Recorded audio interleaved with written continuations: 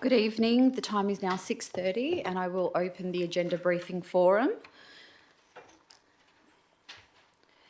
I'd like to acknowledge the traditional custodians of the land on which we're meeting, the Whadjuk people of the Noongar Nation, and pay my respects to their elders, past, present and emerging. Just remind everyone that tonight is not a decision-making forum and that this meeting is being live streamed. We've received apologies from Councillor Clark and all other councillors are present. I'll go straight on to the deputations. Deputation 1 is in relation to item 10.4.1. Miss Jane Chitty, could you please come forward?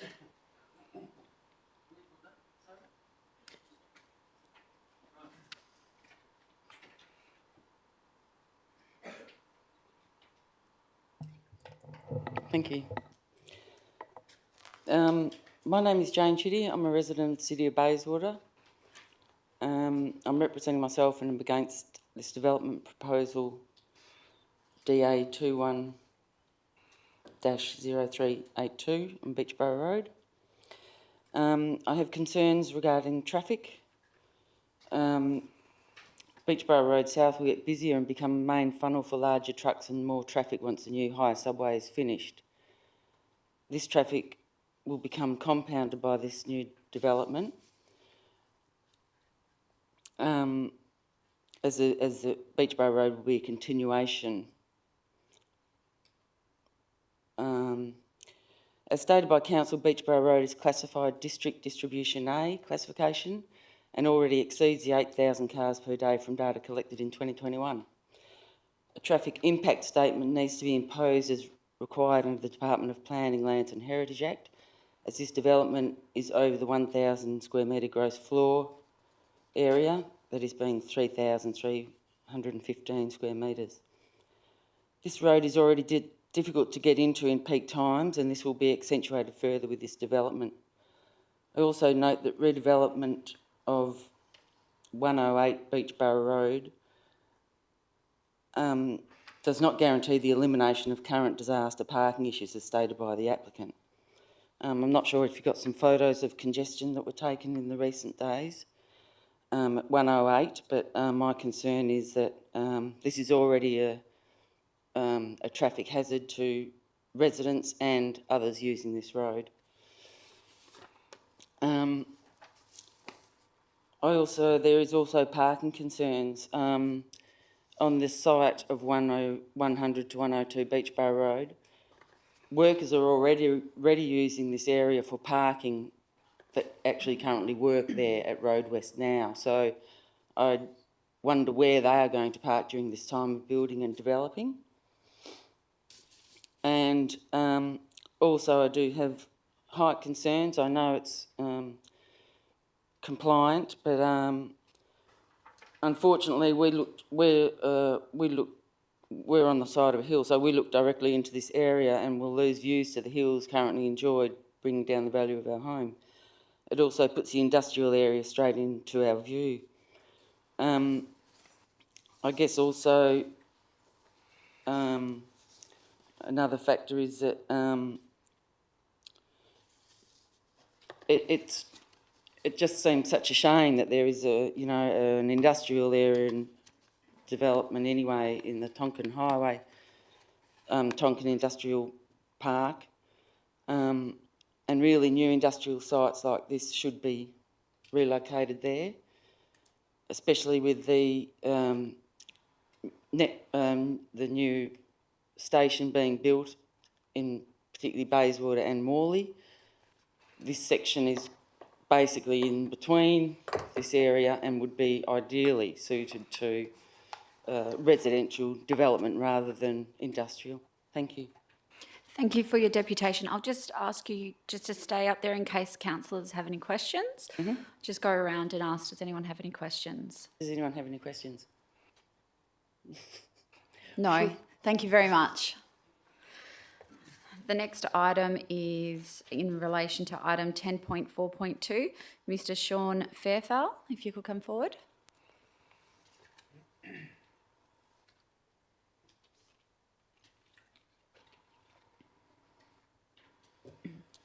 Councillors, staff, thank you for the opportunity to address you this evening. My name's Sean Fairfowl. I am one of the... Excuse me, sorry. Council. My apologies, I have to declare an interest on this item. My husband's just signed a contract with Vicinity. Thank you.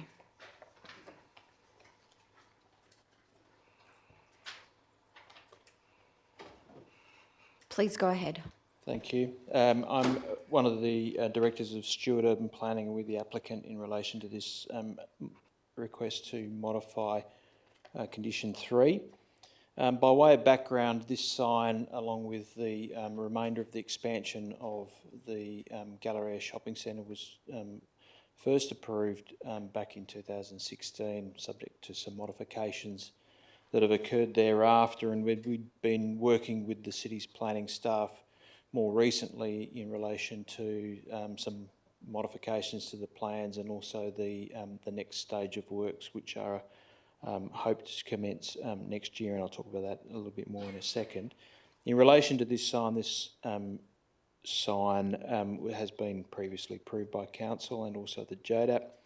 It's in an area that will be subject to some road widening in the future when the centre expands, and also when the train station gets built. There is a requirement along Walter Road West for a bus lane, which will mean that the truncation that currently houses some trees and some parking will need to be widened. So there is a requirement for the services, the existing trees, the footpath and the road pavement to all be relocated. On that basis, we do support the staff's proposed condition in relation to landscaping. I don't know if you've seen the deputation request, but we have asked for a modification to the council's condition that would allow for the landscaping to be deferred until after summer. We are likely to have the sign installed in January, and the condition would currently require us to have the landscaping installed as part at the same time, which isn't an ideal time to be putting in landscaping. So in the meantime, we'd hope to mulch it and then landscape it properly when it starts to rain. So we'd ask that the condition be modified, or the proposed condition be modified to allow us to have up until the 30th of June to install the landscaping. By way of a little bit further background, so we are proposing to start the enabling works, which are the mall upgrade between the central area of the shopping centre and Myer tenancy. That also includes some food and beverage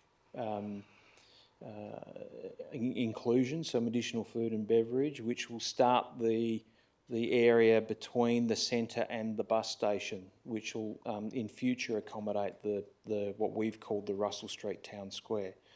So this is the first bit of that. The sign, all of that development is $50 to $70 million worth of development. There's no real additional floor space increase, so it's an expensive build where food and beverage tenancies are a key and an integral part of that, but they don't pay huge amounts of rent. So we are in a position where this sign will significantly help the feasibility and the viability of that stage of the development. So the ability to have a free run in terms of advertising on that sign is integral to the commencement of the first stage of the redevelopment of the centre. So we would ask that next week, when this comes to you formally, that you do support the proposed change. We're happy, as I said, we're generally happy with the officer's recommendation, subject to that minor change in relation to the timing of the landscape. Happy to answer any questions. Thank you for your deputation. I'll just ask if councillors do have any questions. Councillor Ball. Thank you. Thanks for your deputation. I'm just trying to understand what you actually want amended, because I'm just quickly rereading this, and it says within 60 days of the issue date of the approval, I see, to commence development of the landscape plan. So you want that amended to say, do it the other way, to say when the development of the landscape plan needs to be completed. Is that what you're asking for? So the first part of the condition requires a landscaping plan within 60 days of the approval. So we don't have any problem with that. That's fine. That's The second part of it after A, B, C, D, and talks about the implementation of that landscaping plan. And the implementation of that landscaping plan currently talks about prior to the occupation of the development. Yep. So we would ask for that to be either prior to the commencement of the use of the development or 30th of June 2022, whichever is the latter. Okay. Thank you. Thanks. Any other questions? Councillor Palmer. Thank you, Madam Mayor. Thank you very much for your deputation. I notice, seeing the picture here, that it's in a tree location, and I'm just wondering, I've sort of had a quick briefing on that. Are any of those trees affected? Yeah, the 3 trees that are between where the sign is located and the existing turning area will all be removed. They'll be removed. Will they be replaced with trees or? At the moment, we're looking to replace them with lower level plants. That whole area will be, as I said, the whole area will be need to be. The road will widen in that whole location so that the trees will go anyway. So there's no room in that location for additional trees. The view of the landscaping plan that's approved for the overall centre does have a net tree increase.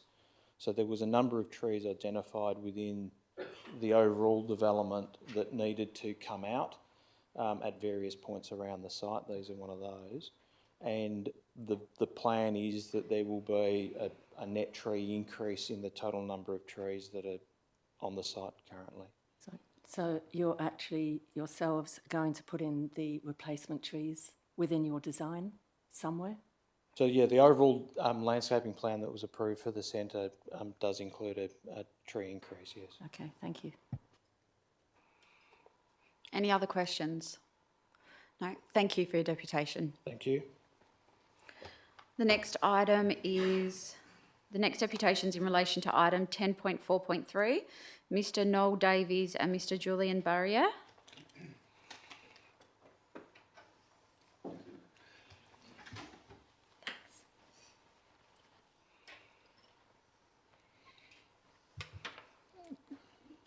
So, thank you. I was wondering whether you'd have one of those. Thank you. And I'll just let you know there's 5 minutes for your deputation. Okay. Thank you. So, I've been asked to speak by Kingsmetal. My background, I'm a principal consultant with Aurora Environmental. I specialise in waste and also in environmental approvals, and particularly licensing works approvals under the Environmental Protection Act.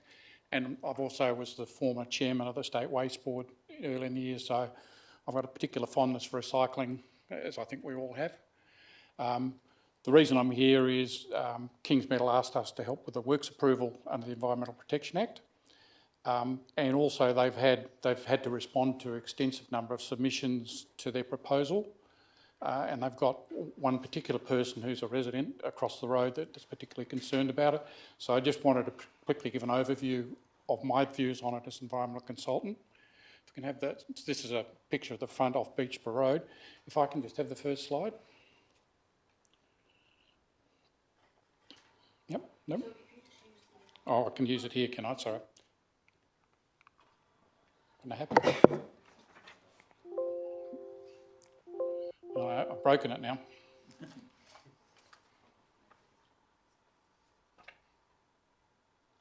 Back arrow or front arrow? Okay. So this is a busy slide, but just quickly an overview. So Kingsmetal basically have an existing operation that fronts 40 Middle Avenue. They have a lot behind them where they do storage and some breaking of metals. In the lot, and I'll show you an aerial photograph at the front, they have some operational activities at present. They also use that front lot as an office and for auctioning some material. They're now proposing to procure lot 159 in Beechborough Road South and remove all their operations in any of their metals involving cutting or breaking any operational activities into that lot, which provides a lot of advantages, and just retain the Embleton Avenue frontage as a warehouse office showroom area. That effectively moves most of the noise, or all the noise moving activities to the rear of the premises. It provides an increased area so they can put some landscaping in and have a much more efficient operation. All the traffic will continue to run off Beechborough Road rather than coming in through Embleton Avenue. There'll be some light vehicle entrance into from Embleton Avenue only. And they've completed noise studies and a detailed traffic study showing that the road system can accommodate the vehicle loads and that the noise emissions meet the regulations. So just so we know where the area roughly is, this is the new operational areas. It's in that area between the freeway and off Embleton Avenue. This is the current site. The front part, the white shed on the front part of that lot, there's currently some cutting, grinding with plasma torches of small pieces of metal to prepare them and size them. The back part is mainly storage and receival, but there's some equipment, forklifts and that sort of thing running around in that area. Under the new operation, all of the operations will move into, if I can find, to this area of the site, all the main operations. This area here will be retained, but only for storage of materials. All of the operations that were conducted in this building will be moved into this building, which has got a concrete parapet wall behind it, which is a very effective noise shield. And to enhance noise mitigation, the sea containers will be stacked here and along here to act as a noise barrier. So these residential areas will receive a reduced noise emission from the site. So that's been done in conjunction with the acoustic consultant. This is just a picture of the large existing building on that property. So all the cutting and grinding and those shearing and those sorts of operations will be conducted inside that building, which provides a very effective shield to the houses and residences. So the site's currently undergoing a development approval with Bayswater, but we've also lodged a works approval. This is the second time Kings offered or submitted their first works approval and had some queries from the department, so we've now assisted them in producing one that's compliant, and I'm quite confident that will go through. So just overview, all the operational areas are conducted on the rear lots. There's scrap metals delivered off Beechborough Road. The loads are all inspected. It's very selected material. It's not your typical scrap metal yard. This is probably, even the existing operation, the cleanest one I've seen, and the new one's pretty well state of the art with selected storage and all the operations going on in enclosed buildings.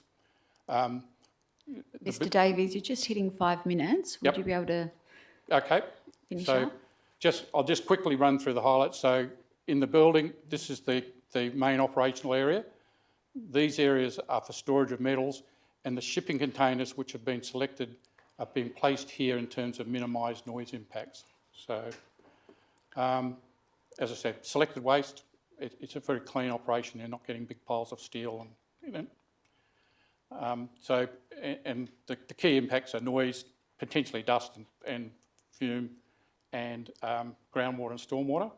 Noise has been addressed and is satisfactory under the regulations, and the nature of their operation is such they're unlikely to have any impact on groundwater or emit dust and fumes. They don't do it now.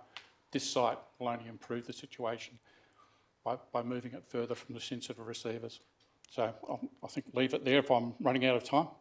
Thank you. I'll just ask councillors if there are any questions. Councillor Ostaszewski. Yes, I have a question in regards to the traffic study that you mentioned that was done. Yep. Would that traffic study have been done on the current road configurations and the current kinds of traffic that are going through that area? It's done that, and it addressed the impacts of the increased development of the station precinct as well. Okay, good. That's where my next question was going to be, so that's good.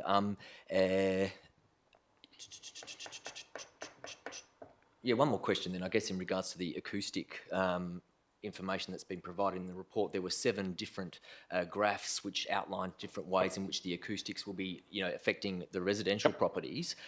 Can you just explain to me what each of those graphs is showing, and am I looking at a particular option that I'm approving, or what's going on with those different graphs? So they modelled a whole range of different scenarios. So there are different noise criteria depending on what you do. So there's certain noise, if you've got a very impulsive short-term activity, you're allowed a higher noise level but over a shorter period. So they've modelled the different scenarios assigned with each of those different criteria. So effectively it's the same operation, but they've modelled different operations going on to demonstrate that they will all comply. And I think the thing to stress with the noise, this operates only effectively 7 till 7, it's really 7 till 5. So there's no nighttime operations where the noise levels, particularly on residential areas, are going to be impacted. One final question in regards to entrance and exiting out of that Beachborough Road South. Are the trucks going to be coming out through the other end, straight out onto Embleton Ave, or are they going to be going up all through the trucks Watton? are retained. There's a traffic flow system to ensure they enter and exit through Beachborough Road South. So nothing will be got. Well, No, not there'll that be you maybe can see. light vehicles only, Yeah. both for customers and staff. That's all that goes out in Embleton, which I think is an improvement given the nature of Embleton Avenue. Thank you. Councillor Palmer. Thank you for your deputation. How far in metres, is it 50 metres where the original Embleton Avenue noise problems occurred? How far now will they be away from that original area?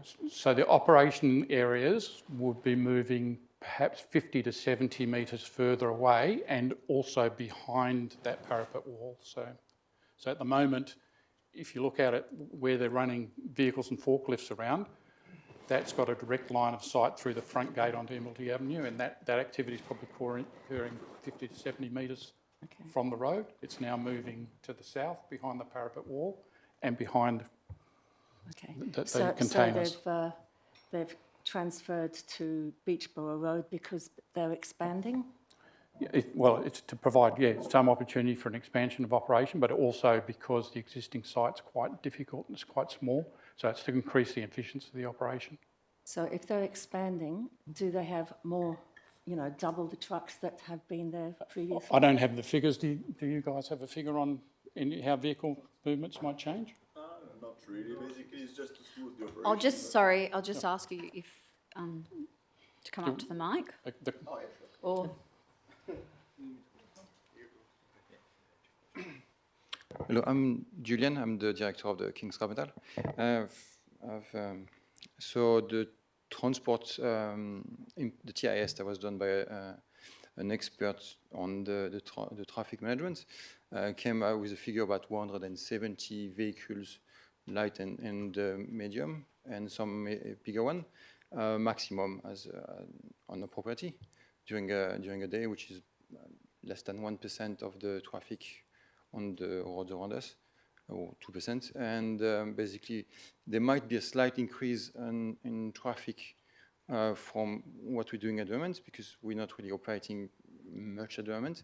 But it's going to be contained in the 159 Beachborough Road, where we have one entry and one exit.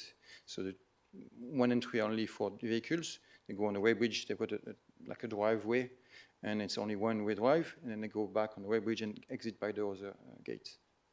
Thank you very much. With the exact scrap metalling, they're actually breaking down the metal?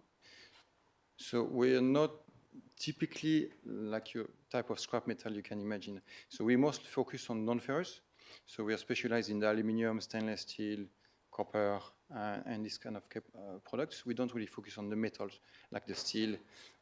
Steel metal needs like large equipment, like large machine, like shears, excavators, and big equipment like this. We focus more on the small metal. So the most of the cutting will be done with plasma, like any plasma cutting for laser cutting for metal shop, or grinders, or we've got a compactor. Basically, we just do all the aluminium will be compacted in smaller blocks to go in container to be shipped overseas. Okay, so that will be more banging and clanging rather than sawing or cutting metal. Is that right? Not so much. It'd be cutting with the plasma. So I don't know how to explain how the I plasma understand. noise yeah. is going to be. Thank so, you. So it's going to be basically just that kind of noise. Grinding is basic grinding stuff. So it's sort of like 50 metres away from where they originally were? A bit more. So I think on the plan, where it is about at least 100, bit more than 100 meters from the first residential, the building that Right. we're talking about, where the concrete wall is. So we are behind the concrete wall. That's But you're massive. still in a noisy area for the actual residents, are you? So no, so basically the nose report test that we all, 50 metres. all under, Thank you. okay. Thank you. Are there any other questions, councillors? Councillor Johnson? Thank you. Thank you. I just had one question, maybe more, about the operations. And this one is the nature of the operations you're proposing different to what you're doing now or the same? So my background is non-ferrous. So there's two types of scrap metal, basically. You got the scrap metal that's steel, cars, and this kind of metals, which is more noxious, like nocive. And there's the more high-value items, like you think about the aluminum windows, you think about the copper pipes, you think about the stainless steel for frames, for, let's say, things for kitchen and etc. This is where we focus more. This is my background in France. We had a big site in France where 90% of the site was for the non-ferrous and only 10% for the steel. And this is, obviously, you have a bit of steel, but we don't do cars. We don't do noxious, nocive, like we don't do oil. We don't accept any products that got any contaminants, because there's more trouble for us than money. So those when we leave it to the big ones that have got big yards elsewhere, and they've got big equipment for this. We're doing mostly the premium type of quality products. Sure. So is that a change in the types of activities you'll be doing? Not really, no.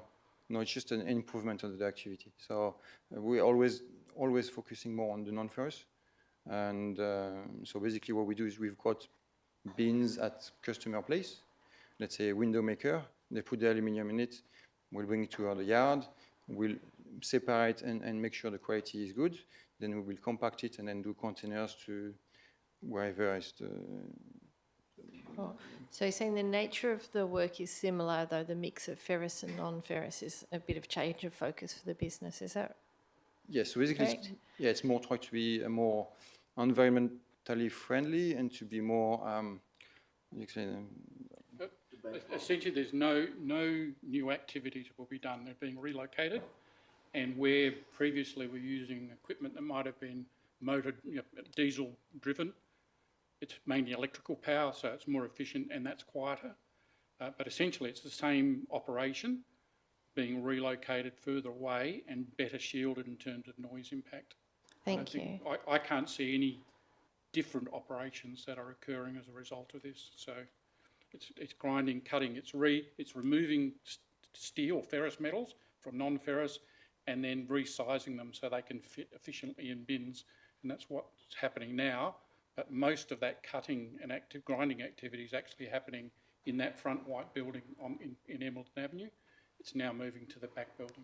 Okay, thank you. That helps me understand the nature of the activities that we hear about. Can I just ask, I think to touch on, I think you might have touched on a little bit earlier, are you, what increase in volume are you anticipating? Well, we expect an increase in volume. We don't know exactly how much, but it's not going to be impacting any residents or anybody on the activity, because if we increase, we've got another site down south near Port Kennedy, and if we start to get to a capacity where it's not just enabled for us to work in the place, we are planning to to get another site somewhere south, and this is just for the north of the river for the non-ferrous activity, because it's close to the city and it's well connected. But everything that's really, in terms, it's just for local production. But if it's bigger, if we get more quantity, our goal is to have another site somewhere else. But this one is for us is good step to increase our activity or to improve our activity. That obviously help. Are there any other questions, councillors? Councillor Peterson-Pick. Thank you for the deputation.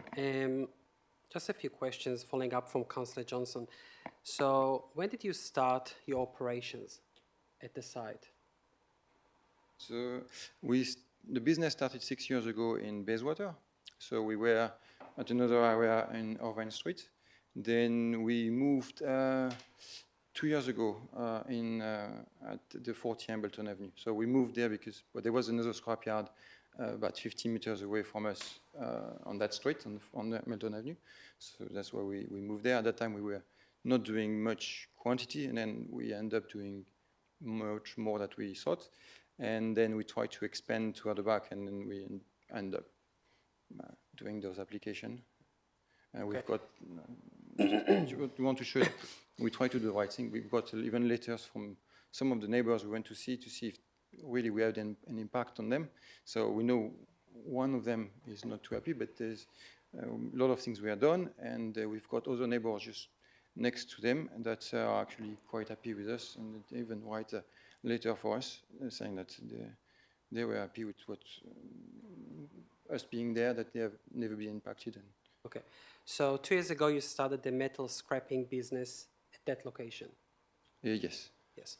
So I'm trying to understand the planning situation here. Sorry, I'm just finding the right page on in the report. So the officers are mentioning that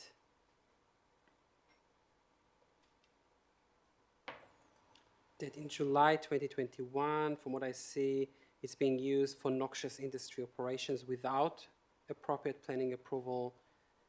Then the city received an application retrospectively, and then it was amended from noxious industry to warehouse, and now it is going again from warehouse to noxious industry. So I'm just trying to understand the differences. So if it's the same business, Yeah. right? This is what the officers wrote here, and we can ask questions later on. So I'm trying to understand if it's the same business, why do we have those changes in the planning application? I think you mentioned the 40 Hambleton Avenue. This is two different sites. So 40 Hambleton Avenue is classified as a warehouse showroom, and in this instance, we intend to keep it this way. This is where we have a car park for the employees. We store products there, and we store mostly products that can be resell as auction. So we work with Lloyd's and Ross Auction. And that's when I said we do high quality products. Is many of the products sometimes can be reused and resold. So we sold a lot of them to auction company. And that's what this site is on the Hambleton Avenue. So it's high value. Like it is. We want to keep it nice because it's good value area. So it looks like a good image on the company. So the 40 Hambleton Avenue is separated from the 159. There's actually a fence. They are connected with a gap, but we intend to have the 159 as the main production of the scrap. At the moment, we redirected a lot of the scrap activity to the site we've got down south, but obviously for us it's not always convenient. So that's why we want to have the 159, or we would like to have the 159 because it seems it's a very good site to do this kind of operation. Thank you. Thank you very much. Any other questions, councillors? Thank you for your deputation. Thank you. You can sit down. Thank you. The next item for a deputation is in relation to item 10.4.5. Miss Monica Main, if you could come forward. Thank you, and you've got 5 minutes. I just have a question. I have deputation, one very short one and another sort of same length as mine, that was submitted, and they've been asked me to read on their behalf. I'll just check with the CEO. Yeah, I believe they did email in time, you know, at the... Through the chair, is that... Geraldine Pillinger? David and Michelle Amos. And Michelle Wynne. Yes. Yeah, through the chair, we did receive notice that Monica was going to speak on behalf of them as well. It'll all fit in in 5 minutes. Okay, So go just ahead. to make you feel, yeah. Yeah, go ahead. Okay, thank you. Good evening, Mayor, councillors and CEO and staff. I'm a long-term West Ward resident and I've resided at my home 20 King William Street circa 1923 in the heart of Bayswater town site for 28 years. In recent years, on numerous occasions, I've had to publicly defend the amenity of the area I live within. Now no longer under the jurisdiction of the City of Bayswater and in the hands of Development WA, it's more important than ever that West Ward has a representative that truly knows and understands the place where my neighbours and I reside. I believe that representative should also be a resident of West Ward. We have 3 democratically elected councillors who reside in the West Ward. They understand the unique topography of the area under the jurisdiction of Development WA. In turn, that dictates the sort of development and infrastructure that can enhance our current built form and sustain our community amenity.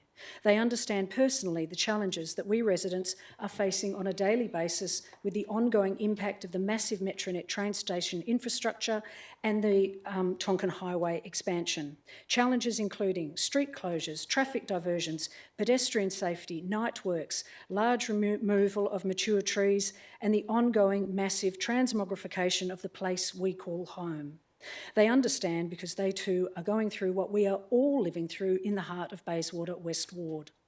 I understand that development and infrastructure are all part of ongoing urban expansion, but you have to live here in the heart of West Ward, in the middle of the unprecedented and overwhelming development that's occurring to truly understand what kind of massive and at times overwhelming this once in 100 years development is doing to the Bayswater core and town centre. I do not support the City of Bayswater's officers' recommendation that Council nominates the Mayor, Deputy Mayor and Chief Executive Officer as representatives of the City of Bayswater on the Development WA Land Development Committee for the Midland Redevelopment Area. I think it's a perfunctory clerical choice and lacks any nuanced understanding about the role of the representative being nominated. In a recent Perth Now publication, Mayor Pifferetti is quoted as saying, "I want to see the revitalisation of the Morley Town Centre and encourage investment in the area." A comment I'm sure is pleasing to hear for those constituents in North Ward who elected her and who she represents. However, it weighs heavily on me as a West Ward resident that she doesn't fully understand what is happening in my neighbourhood. I also received an email today from Deputy Mayor Catherine Earhart stating the Mayor and Deputy Mayor represents all Bayswater residents. I fully understand this. However, the Development WA jurisdiction impacts residents in the West Ward far more than those residents in the North, South or Central Wards, and therefore I think it's imperative we have a West Ward Council nomination for the Development WA Midland Land Redevelopment Committee. I also have it as fact that today, Lisa Baker, MLA for Maylands, publicly agrees wholeheartedly that a West Ward rep needs to be on the committee, and she was happy to put her position on record. Thank you for the opportunity to present my deputation.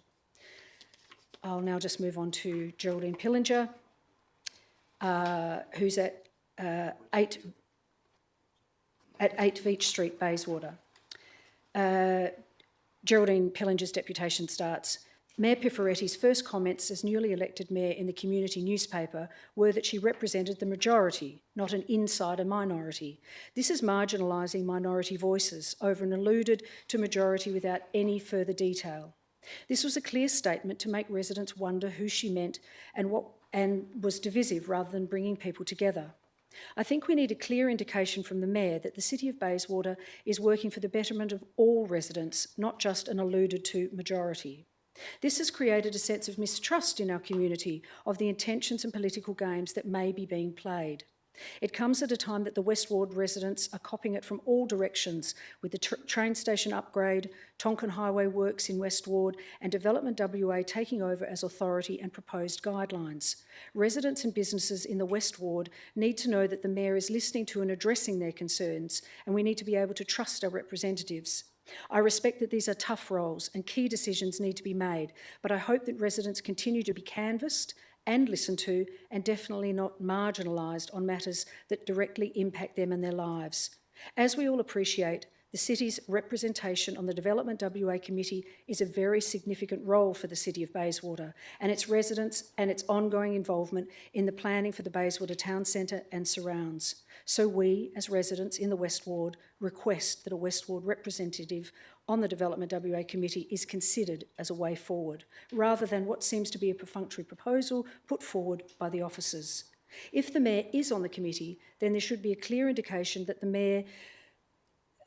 from the Mayor that West Ward interests are being represented, and as our representative be listening with open ears. Councillor Dan Bull has a working relationship with Development WA Committee and would be a natural candidate to keep representing Bayswater from the West Ward. However, there are 3 good West Ward councillors who have been elected and re-elected, and at least one should represent the City of Bayswater and the ward hit hardest by any decisions and actions of this committee. I put forward that at least one West Ward councillor should represent us on the Development WA Committee. Yours sincerely, Geraldine Pillinger. And the third, very brief, is from Michelle Wynne of 48 Roberts Street, Bayswater. Good afternoon, Mayor and CEO. David and Michelle Amos would like me to represent us at proxy tonight's meeting. We're opposed to a non-West Ward councillor representing the West Ward on the Development WA Committee. Thank you, David and Michelle Amos. And they're the 3 deputations. Thank you, Mayor. Thank you for those deputations. I'll just ask if councillors have any questions.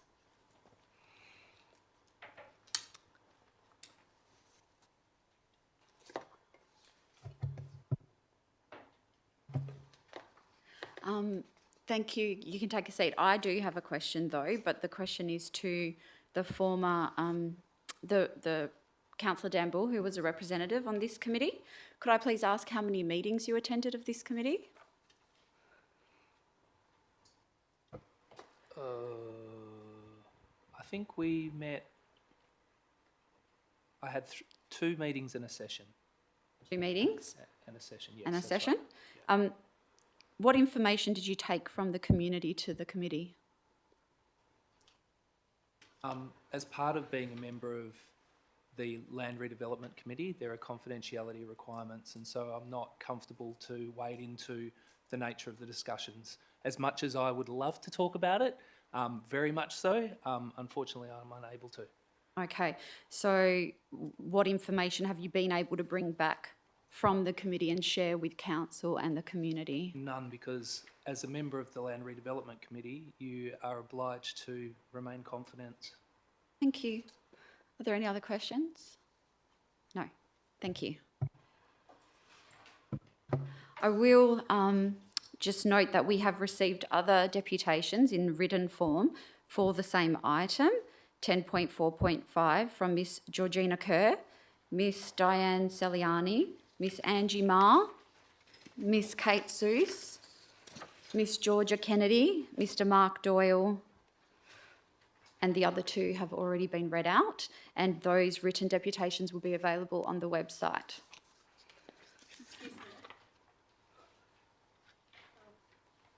May I ask a question, please? This is an agenda briefing forum. We don't take public questions, sorry. Okay. It's only deputations. You may ask a question at next week's ordinary council meeting. We take questions from the public at that time. Yes, I did want to make a deputation, but I wasn't aware that it had to be in by 1:30, so I was hoping for an indulgence at this point, or perhaps let the councillors know that I will email them.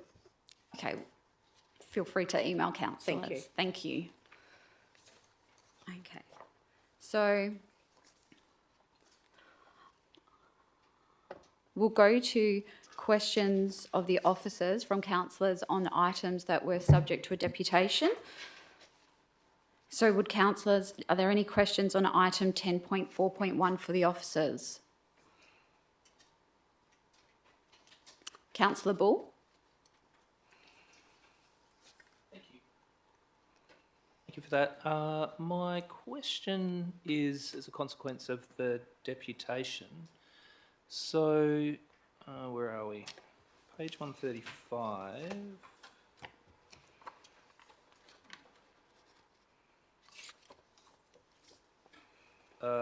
Under the heading traffic, it discusses the need for, or the Department of Planning, Lands and Heritage impact assessment guidelines saying, resulting in the need for a traffic impact statement and that there should be a condition of approval that relates to that.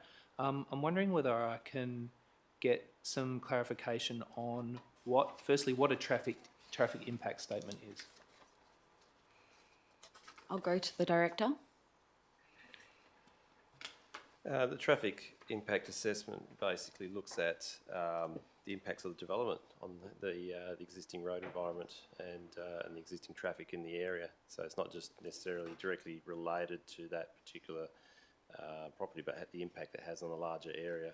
So what it does is actually looks at what that impact is and comes up with some recommendations in terms of what work needs to be carried out to address those concerns that come out of that assessment. Thank you. And so what we're being asked to consider is an approval with this condition in it. And so I'm just trying to understand what the purpose of the condition is.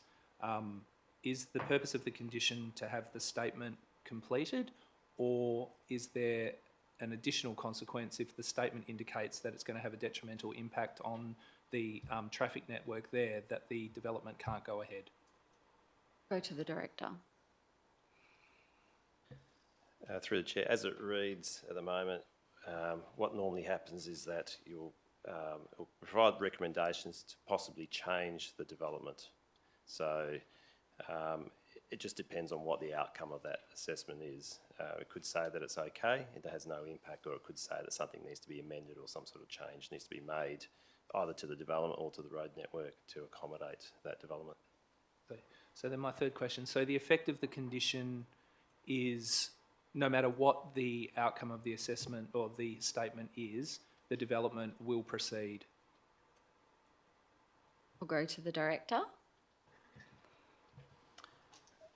Through the chair, there could be some circumstances where the recommendations that come out of that traffic impact assessment could make the development unviable. So there's potential for that. Not saying that it will happen, but there is the possibility that it could happen.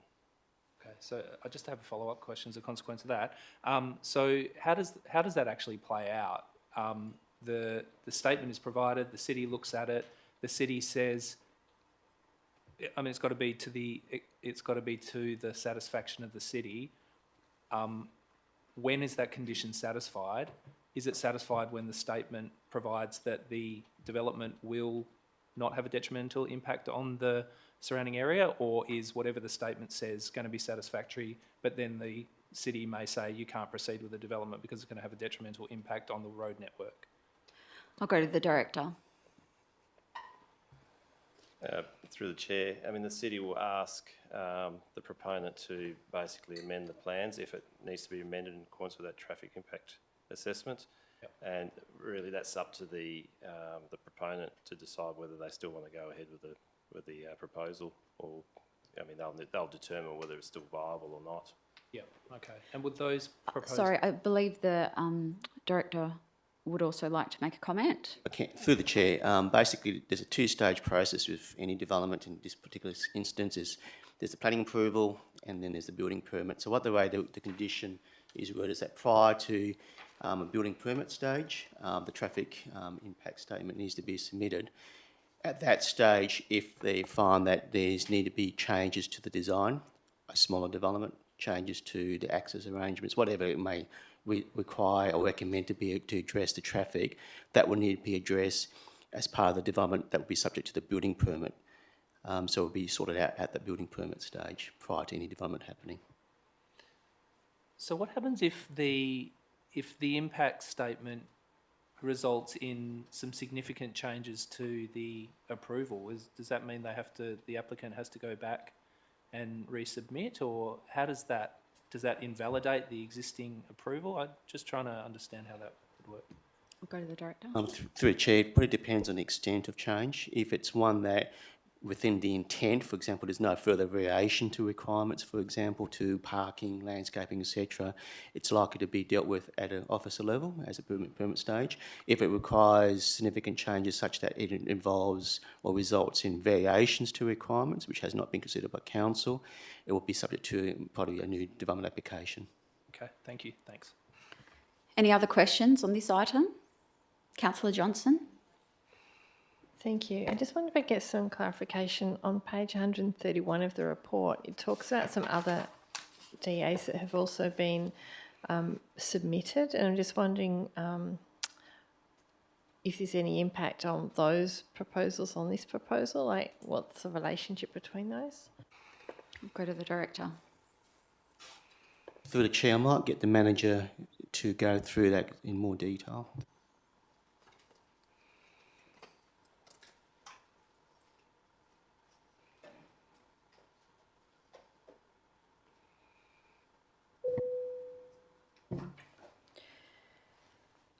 Through you, Madam Mayor. The other proposals relate to the adjoining property. So the one application which is due to come back in January is for the proposed demolition of the existing heritage building at the front of the site.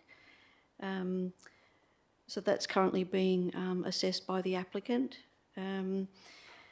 The other application that we've viewed is the retention of the existing heritage building with additional buildings to the rear. So that development application and this development application can coexist independently.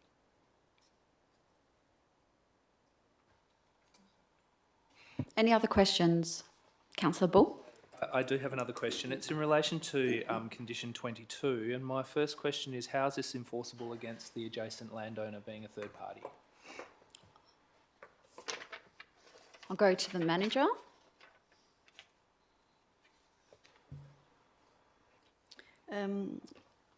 Through you, Madam Mayor, the owner of the adjoining property is the subject owner of this property as well. So they can make a decision how they wish to action this condition. They can either, they didn't wish to amalgamate the properties, so they would enter into an easement across both sides. So it's the same owner. Okay. So when I read the condition, it looked like there's an option to either enter into an agreement with the adjoining landowner or have an easement registered on the title. Is my understanding correct? Go to the manager. Yes, that's the options, yes. Okay, thank you. And my next question is, the agreement, if one of those lots were to be sold, does that run with the land? Through you, Madam Mayor, yes, it would. Okay, how does the agreement run with the land upon sale? My understanding is that the agreement or the easement would be registered on the title, and it would then follow on to prospective owners. Yeah. Okay, thank you. Any other questions?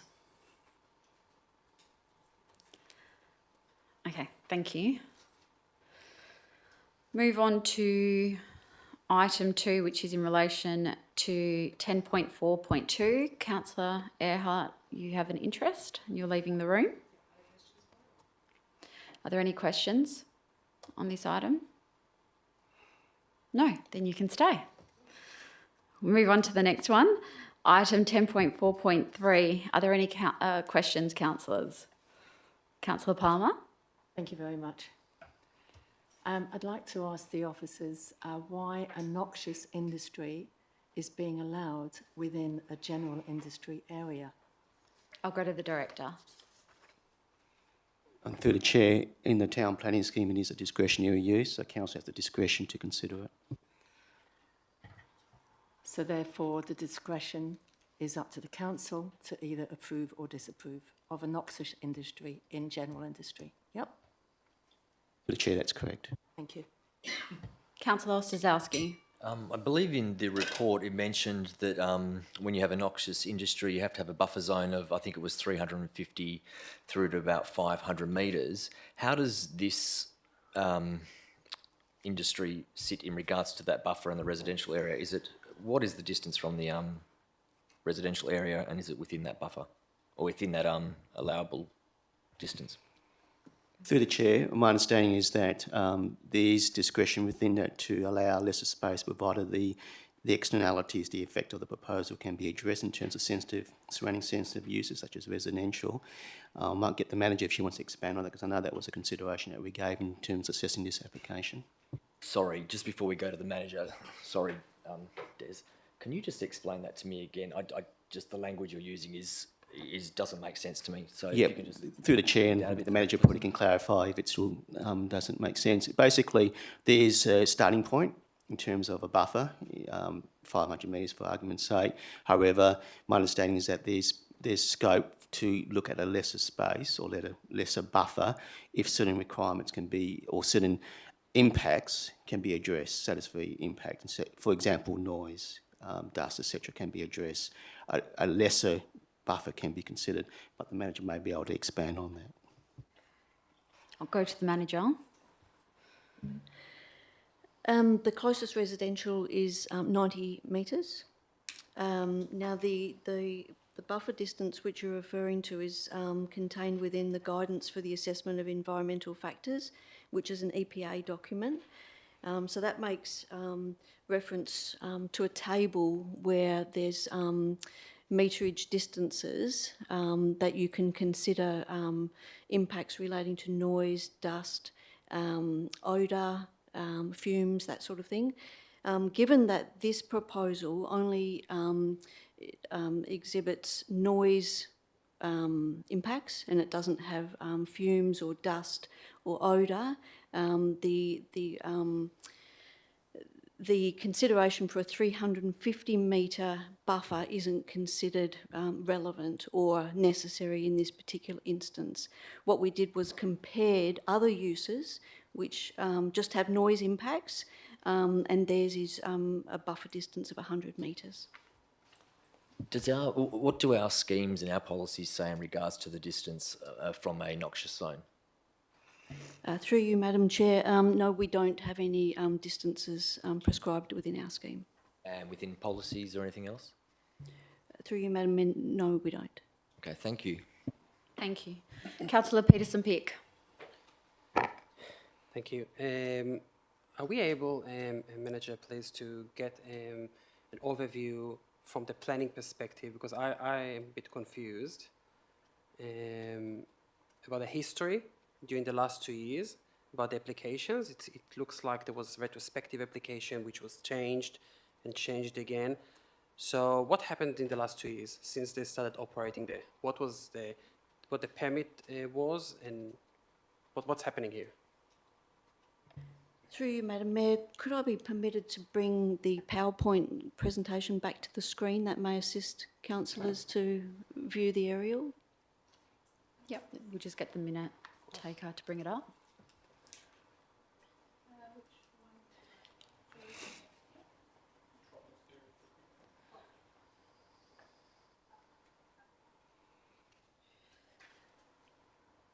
Where am I pointing? Okay.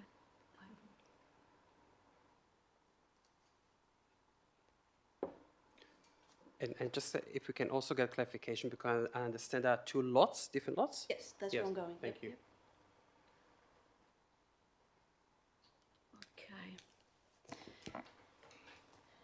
Okay. You'll see, through you, Madam Mayor, you'll see that that white rectangular building with the car parking to the south, that's their current operations, along with the section behind the rectangular building. Yep. They have now leased the building further south, which is a longer rectangular building with that open area. So that's where the noxious industry, the subject of this application that we're looking at. When the use initially come to our attention, they were operating in these premises. They were doing a lot of the breaking up of the metal within the building, which faces Embleton Avenue. Now, we indicated to them that their chances of getting a noxious industry approval within that building were very slight, just given the proximity to the residential, and that they indicated that they had discussions with the adjoining landowner of this particular property to transfer their noxious industry operations. So they sought approval for a warehouse, a showroom and an office on the Embleton Avenue operations. And because those operations were already operating, it was a retrospective application. Okay, so the whole time they were regarded as noxious without a permit, appropriate permit, from what I understand, right? So what they're doing, it is a noxious industry? Through you, Madam Mayor, we never were able to substantiate the amount of work that was leaving the premises. So under 100 tonnes a year, it's not a noxious industry. So once you hit that 100 tonnes, then it becomes noxious industry. We hadn't established in the time that they were operating there that it was above 100 tonnes. And what was the zoning for that building? This one? What uses are permitted in this building? Yep. So both sites are general industry. Okay. Thank you. Any other questions, councillors? Councillor Palmer? Thank you. I'm sorry to refer. The supporting neighbour writing the letter was from Osborne Towing. That's in Raymond Avenue. Is that the same people? That's not necessarily a neighbour. I'm just saying that. Thank you. Okay. Okay. Any other questions, councillors? No? Thank you. We'll move on to the next item, which is item 10.4.5, nominations to Development WA Midland Land Redevelopment Committee. Are there any questions, councillors? Councillor Bull? Thank you. Just having a squiz at the risk assessment options that are on page 239, and on option 2, the conclusion talks about how if council were to adopt option 2, it could have effect the advocacy and lobbying initiatives of the city. So my question is around understanding what that statement means. I'm wondering if someone could explain to me the relationship between the advocacy and lobbying initiatives of the city and who council nominates for the Land Redevelopment Committee. I'll go to the CEO.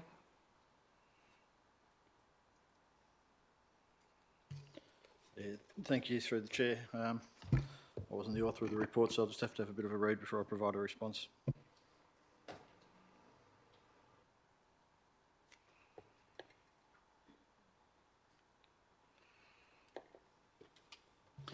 Thank you, through the chair. The risk assessment that's been undertaken is simply an assessment. Normally, the advocacy work is undertaken by the mayor as the spokesperson for council. The recommendation that was originally put forward in relation to this was simply to nominate the mayor as the spokesperson for council, similar to what we did last time. So when this assessment's been undertaken, I think staff have just taken that into consideration. So appointing other people other than the mayor may be seen that council's not putting the same level of priority onto it. That was my assessment of it. Okay, so more about around priority perception as opposed to it actually affecting advocacy and lobbying. Yeah, okay, cool, thank you. Thanks. Any other questions, councillors? No? I'll move on to items I've been advised council would like to ask questions on, and that is item 10.1.2, proposed reforms to the Western Australian local government sector. I've received a query from councillor Ostasowski. So just before you do, I need to seek clarification on a declaration on this one. I think it might just be impartial, but with guidance through the chair, if I could ask the CEO. You've got in there section 5.1 with removal of Walga from the Act. I am a sitting member on the State Council of Walga, so and is that just a impartial interest? I'll go to the CEO. Yeah, through the chair, it'd be my understanding it'd be an impartiality interest in this case. It is actually only putting forward a position in relation to council's position if council so desires. given that it is similar to any other appointment to a committee, councillors don't have an interest to disclose in those, so I think it'd be an impartiality at best. In that case, will declare that as an impartiality interest. Great. Councillor Ostaszewski? Thank you. Just a couple of questions, I guess. Just a bit of clarification. Looking on page 57, there's a comment tacked onto the side of the comment page, and it mentions in there that the state could be considering fixed rate settings to prevent LGs from modifying income streams too much. Can I just ask, what do they mean by considering fixed rate settings? And does it actually, will this prevent the city from finding, innovative ways to bring in extra revenue? I'll go to the CEO. Yeah, thank you, through the chair. The issue around fixed rate setting is what they've got in other states where they've got rate capping. So the state government says that local governments cannot increase their rates above, 1.8% without ministerial approval. So they're referring to that sort of approach, and that's what they have in the other states. So if you want to go anything above the state mandated level, you have to put a business case to the minister and get approval to do that. So if a council was to say we want to increase the rates by 3%, that won't happen. You have to go to the minister to get approval to do that. If they introduce rate capping, my understanding from discussions previously with the minister is they're not considering rate capping at this point in time, though. Okay, thank you. Page 60, I think it's 6.7 on page 60.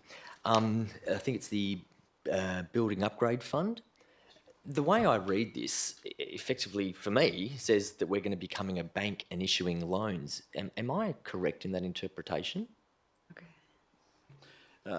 Sorry, through the mayor. No, that's not quite correct.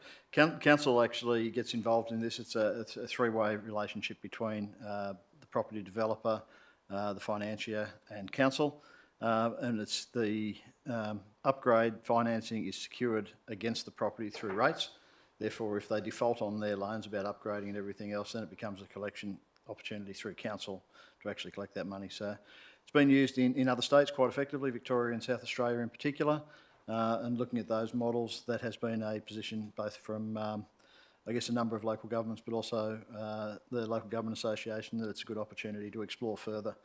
It helps in assisting in urban renewal type projects, upgrading to energy efficient buildings, heritage buildings and those sorts of issues. It's not a general open slather that anyone can access it. It's about specific programs in line with council's other objectives. Thank you. And one final question, and I guess this would be to the CEO. Does this local government reform do anything to address the issues local governments have in regards to bringing in extra revenue and income streams? Through the chair, through this round of reforms, there's not a lot in there. It's certainly not tying it up any further, but there's not opening the doors either to further opportunities. In other discussions that have been had around local government reform, the issue of local government-owned corporations and things like that has been raised, but that's certainly not on the agenda at this point in time.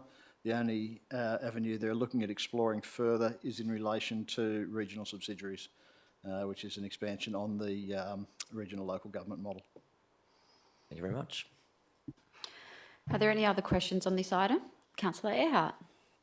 Yeah, just one. Given that the the consultation period that is being undertaken with the local government reforms is purely on implementation and not content, we have nothing in there about the implementation about it. So I was just wondering why. Through the chair, the commentary that we've put in there at this point in time is simply, I guess, the officer's position in relation to each of the reforms. It hasn't gone any further than that. At the moment, the reforms are very light on in terms of detail, so we're just trying to comment on the overarching principles. Well, the intent is to use the information that's provided there to structure up a formal submission and bring that back to the January meeting to meet the public consultation period. Councillor Ostaszewski. The way I read this, it was saying that the city only has an opportunity to comment on what's actually in the reform. Is the city able to offer an opportunity to comment on other stuff that is not part of the reform through this process? Through the chair, this round of consultation has been very targeted in terms of the information they've got, and that's what they've asked for feedback on. Nothing prevents council from putting submissions in at any other stage, either through to the minister or through to the department. and certainly we've done that previously and written to the Ministry outlining opportunities and identifying things like red tape and so forth that's in the Act, and the Minister's quite open to receiving any of that sort of information at any time. But through this process, not really. We will, in terms of the final submission that's prepared, I am going to add a few extra points in on matters that Council's previously considered and identified as issues. Any other questions, councillors? No. The next item, Councillor Peterson-Peake. Madam Mayor, can I still just slip in a question? Sorry for that. So on page 46, it talks about the recommendation to change the number of councillors. Can the CEO please just explain the change and understand that the city is supporting the change? So can we just understand what's being proposed here and why the city is supporting it, and what it implications for us? Through the Chair, at the moment, the population of the city is about 67,000, 68,000, somewhere around there. At this point in time, we'd obviously fit within that 5 to 75,000. The recommendation from the department is to reduce that between 5 and 9 councillors, including the mayor. It seems like a reasonable approach. If council doesn't support that, that's fine. I'm happy to have that debate next week and take that out. These were just officers' comments in relation to it. I didn't see any reason to oppose it. There's nothing other than that. Okay, so just a general question about next week. So if councillors want to make changes, how would council make those changes? Are we going to refer to the table to make those changes for each one of them? Because we don't have a list with items. It just refers to the table. So how are we going to, it will be a mess a bit, so just wondering. Yeah, through the Chair. In relation to amendments that Council wants to propose for next week, happy to take anything prior to the meeting so I can try and structure it. Otherwise, it would just be, for example, on that one we just spoke about, it'd be section 4.5. Council not support that. And that would then be incorporated in the submission. So it'll just be some amendments based on the overarching principles. We're not going to try and wordsmith it. I think we'll be able to get the general intent from Council through debate next week. But if there's things that Council doesn't support or wants to go completely opposite direction, we can just do that based on the overarching principles there. Yep. The final submission will still come back to Council in January for consideration before it's submitted to the department. Thank you. Councillor Airhouse. So sorry, just following on from that question, would it be easier for both councillors and for the city if councillors were just to email in any suggestions, then it'd be put in a composite for the officers to bring next meeting? Go to the CEO. Yeah, thank you through the Chair. Yeah, happy if councillors want to provide any commentary before next week, and I can try and incorporate that into an amended table.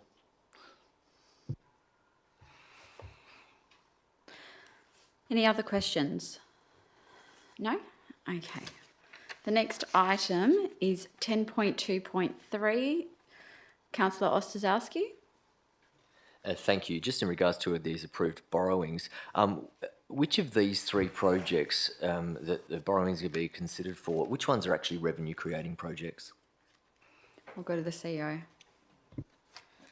Oh, I'll go to the director, sorry. So through the Chair, the 3 projects, Bayswater Waves is obviously a revenue generating project, as is the Morley Sport and Rec Centre. And one follow-up question. Page 84 mentions an attachment 1. I could not see attachment 1 and I'm wondering where that might be. Go to the director.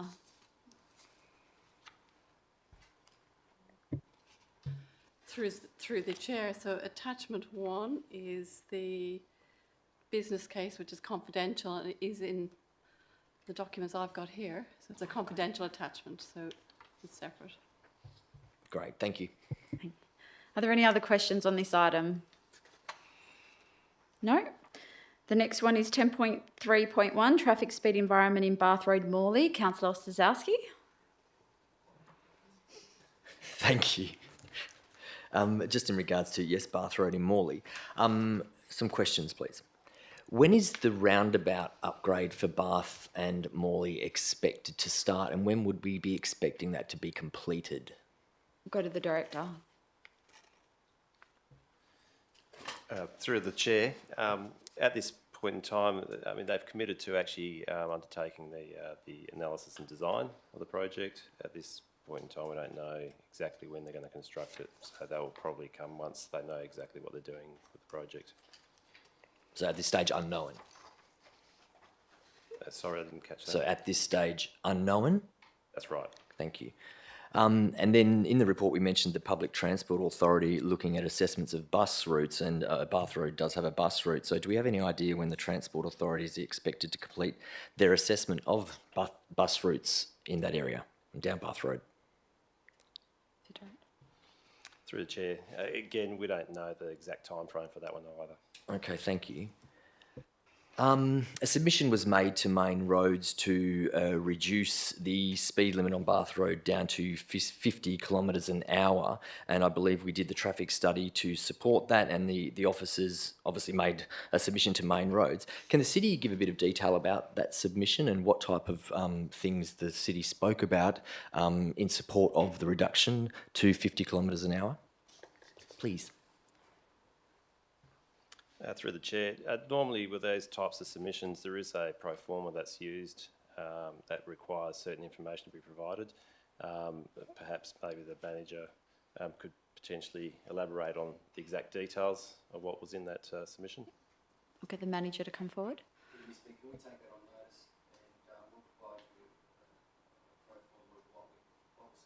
Excellent. Thank you. In terms of the consultation part, or the installation of the potential installation, the installation of speed bumps in this recommendation, if the residents around that area are saying no, they don't want speed bumps, would that be considered as part of the consultation through that design process? So when you go out to residents to consult and they say we don't want speed humps, no way in the world, would the city then say we're not doing it, or does this this recommendation actually mean we have to go ahead and do that? Go to the director. Well, in terms of consulting with the people, I'd say we'd probably like them to have their say in terms of whether they actually want it. If overwhelmingly they say they don't want it, then we'd probably bring a recommendation back to the council to say we're not going to proceed with it.